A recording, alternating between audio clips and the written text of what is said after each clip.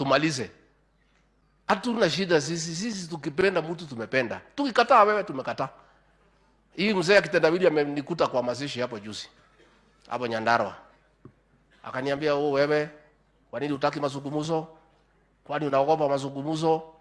Wewe kubali tusungumuze.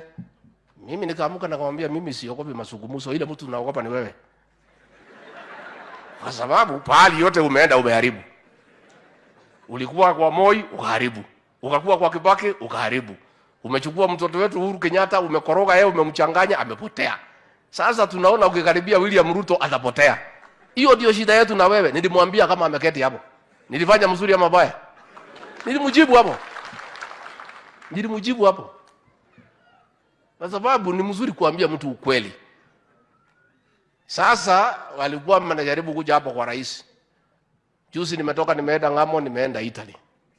Wanajaribu kupitia huko. Nikaitwa nikarudi haraka. Kwa sababu pale unajua kazi yangu pale ni rahisi sana. Mimi kazi yangu ni kuchunga Rais William Ruto. Na mimi sina kazi nyingine. That is my work.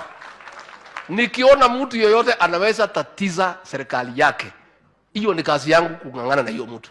Na huyu kitendawili historia yake ni mbaya. Ama mnataka nimkubalie? Nimkubalie akaribia rais? Sasa mimi naenda Colombia kutafuta soko ya kahawa. Alafu nipite Cuba. Lakini nimepanga. Hiyo ikulu nimeweka mitego kila kona, kila mahali nimeweka. Na niko na watu wa kunipigia simu. Wakionekana tu karibu naambiwa. Kwa sababu uwezi mtu ameharibu serikali 4 umkubalie akuje ya 5. Si ataharibu? Juzi amekuja pale KICC, nimemkaribisha vizuri.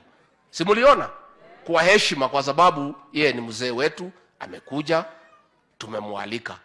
Sasa kuliko aende ya kwa kiti yake anataka kuingia marais mahali wamekaa wale wamechaguliwa.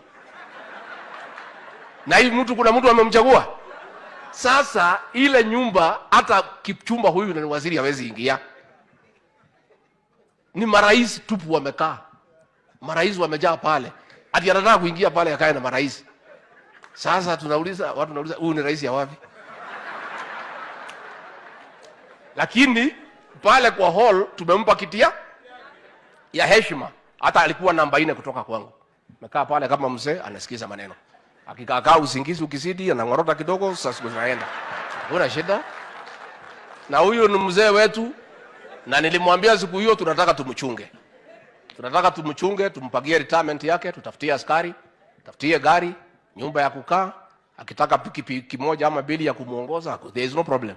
Kama iko makosa aende nyumbani apumzike. Iko sasa hiyo miaka 80, sasa miaka nasonga. Na mwili ni ule tu. Si ndio? So nyinyi msikuwe na wasiwasi. Nyinyi kazi yenu ni kumuombea rais. Wale watu wangetaka kumtatiza hiyo kazi mniwachie.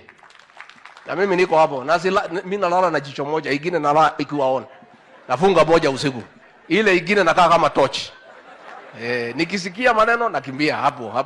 Kwa sababu hii serikali tulitafuta na shida mingi sana. Hatuwezi kubali mtu haribu. Unless watu ya Kericho mniambie tukubalie iharibiwe. Si tulitafuta na shida mingi.